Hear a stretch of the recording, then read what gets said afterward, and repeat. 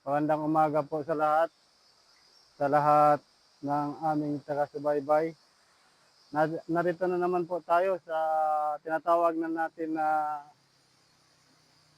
Dragon Waterfalls. Kaya napakaganda po. Kaya po natin natawag na natin na Dragon Waterfalls. Ayan po. Meron pong dalawang dragon dyan. Ayan. At ang kwento dito mga ka-viewers,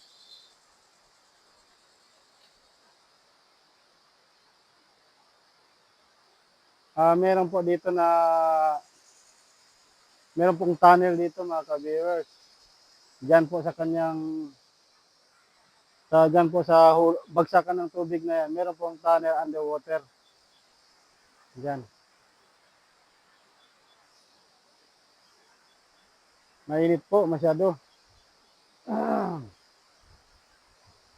Kailangan ka pang sumisid yan mga katiits bago mo makita ang tunnel.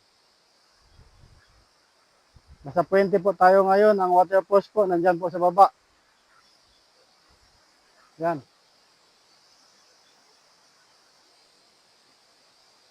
Nariyan po ang waterfalls.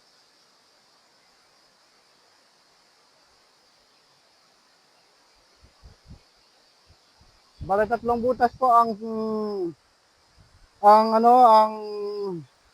tatlong butas po diyan ang ang tunnel underwater.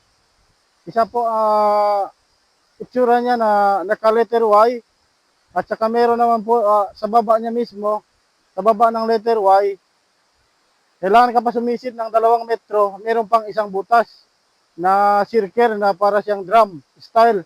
Ang dalawang butas mga ka-TH, diyan sa bagsakan ng tubig na yan, kwadrado. Ginawa siyang letter Y na tunnel. Nala ko diyan mga ka-TH, ang letter Y na tunnel, meron siyang tinuturo diyan sa labas.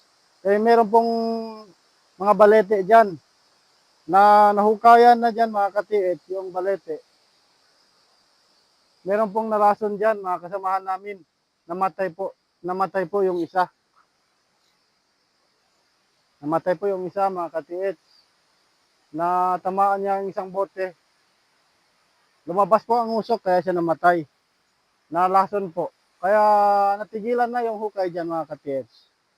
Maraming salamat po at ako po'y nagpaalam na mga ka-viewer, mga ka-TH. Huwag niyo pong kalimutan na i-subscribe ang ating YouTube channel, i-share at saka i-like na rin. Maraming salamat po.